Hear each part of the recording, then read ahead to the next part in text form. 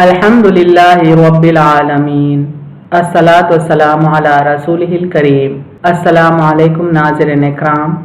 यसनल कुरान नाम की आसान तफसीर का लेसन नंबर 3.57 है, यानी तीसरे सूरे का लेसन नंबर 57 और थीम है सूरह आले इमरान आयत 83।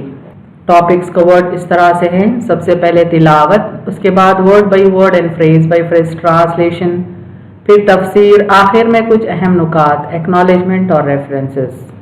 औज़ु बिल्लाहि मिनश शैतानिर रजीम, बिस्मिल्लाहिर रहमानिर रहीम। अफ़ग़ैर दीनिल्लाहि यबग़ून वलहु अस्लम मन फ़िस समावाति वल अर्ज़ि तवअन व करहन व इलैहि युरजऊन। वर्ड बाई वर्ड ट्रांसलेशन देखें। अफ़ग़ैर, गैन या रॉ से है, माने क्या सिवा, क्या गैर, इज अदर दैन। दीनी दाल या नून से है, माने दीन, रिलीजन, मेथड ऑफ लाइफ यानी जिंदगी गुजारने का तरीका। अल्लाही अलिफ लाम हा से है, माने अल्लाह, अल्लाह। यबगूना बा गैन या से है, माने वो ढूंढते हैं, दे सीख। वलहू लाम से है, माने जबकि उसके लिए, जबकि उसके आगे। While to him. अस्लमा सीन लाम मीम से है, माने फरमा बरदार हैं, सरबजूद हैं यानी सजदा रेज हैं। Have submitted, have board. मन मीम नून से है, माने जो कुछ, वट एवर। फी फाया से है, माने में, इन।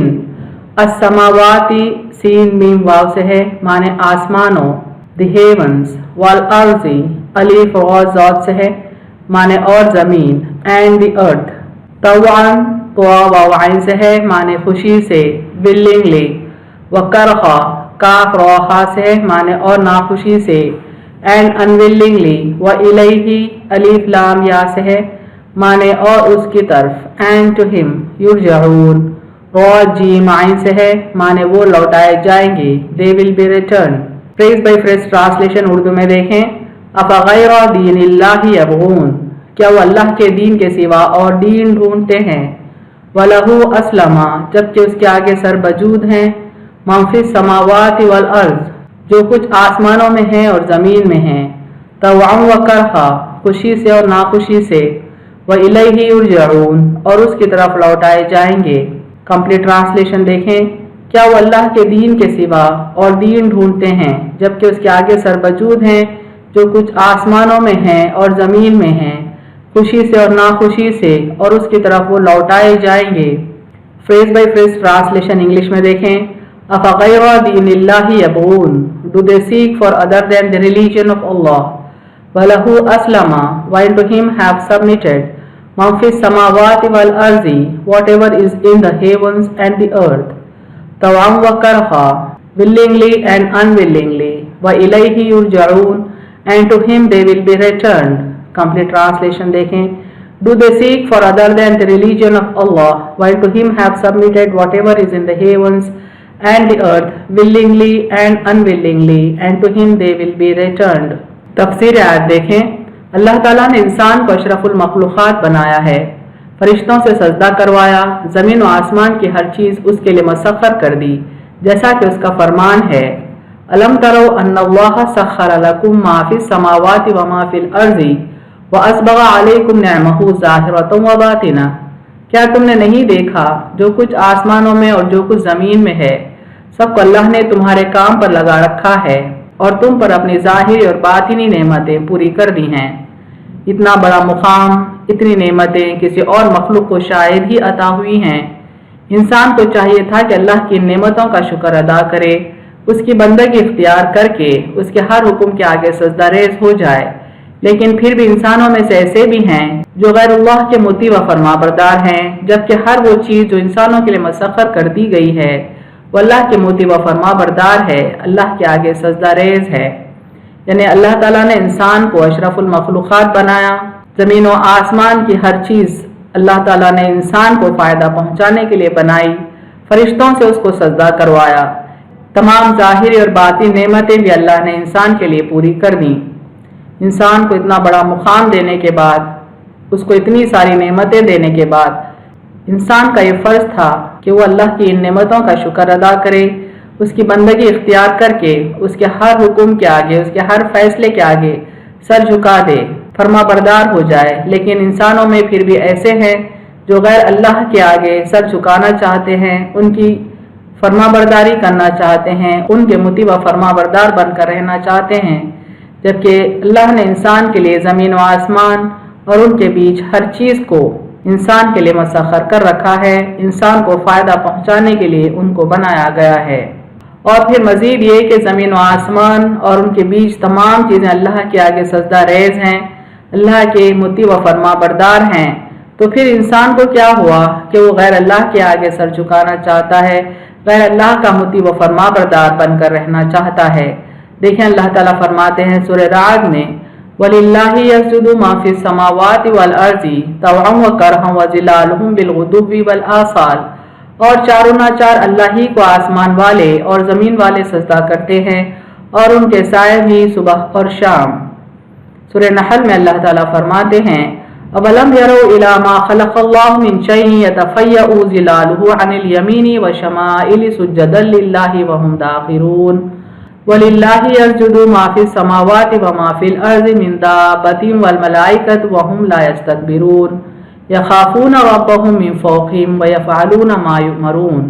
کیا وہ نہیں دیکھتے کہ تمام مخلوق کے سائے دائیں بائیں جھک جھک کر اللہ تعالیٰ کو سجدہ کرتے ہیں، اور اللہ ہی کے لیے سجدہ کرتی ہیں آسمانوں کی سب چیزیں اور زمینوں کے کل جاندار اور سب فرشتے، کوئی بھی تکبر نہیں کرتا، سب کے سب اپنے اوپر والے رب سے ڈرتے ہیں اور جو حکم دیے بجا لاتے ہیں۔ یعنی اللہ کے ہر مخلوق، چاہے وہ زمین میں ہو یا آسمان میں ہو یا ان کے بیچ ہو، اللہ کے آگے سجدہ ریز ہے، اللہ کی مطیع و فرما بردار ہے، یہاں تک کہ فرشتے بھی اللہ کے ہر حکم کو بجا لاتے ہیں۔ تو یہ تمام چیزیں جس انسان کے لیے، جس مخلوق کے لیے بنائے گئے ہیں، تو اس مخلوق کا اولین فرض ہے کہ وہ اللہ کی فرما برداری کرے، اللہ کا مطیع و فرما بردار ہو کر زندگی گزارے۔ بس انسان کے لیے کیسے ممکن ہے کہ اللہ رب العالمین کی بندگی کرنے کے بجائے وہ کوئی غیر اللہ کا طالب ہو جائے؟ کیا یہ اللہ کی ذات کے ساتھ نمک حرامی، ناشکری، کفر، جہالت، ضلالت اور صریح گمراہی نہیں ہے؟ تمام انسان فطرتاً اسلام پر پیدا ہوتے ہیں۔ مومنوں کا تو ظاہر باطن، قلب و جسم دونوں اللہ تعالیٰ کے مطیع اور اس کے فرما بردار ہوتے ہیں، اور کافر نہ چاہتے ہوئے بھی اللہ کے قبضہ قدرت میں ہے اور جبراً اللہ کی جانب جھکا ہوا ہے۔ اس کے تمام فرمان اس پر جاری ہیں، وہ اسی کے حکم سے جیتا ہے، رزق دیا جاتا ہے اور اسی کے حکم سے مرتا ہے، اور ہر طرح کی قدرت و مشیت اللہ کے ماتحت ہے، کوئی چیز بھی اس کے غلبے اور قدرت سے باہر نہیں ہے۔ یعنی کس قدر انسان اللہ کی نافرمانی بھی اگر کر لے تب بھی وہ اللہ کے فیصلوں سے بندھا ہوا ہے، اس کے حکم سے پیدا ہوتا ہے، اس کے حکم سے رزق دیا جاتا ہے، اسی کے حکم سے اس کو خوشی اور غم دیے جاتے ہیں، اور اسی کے حکم سے اس کو موت دی جاتی ہے۔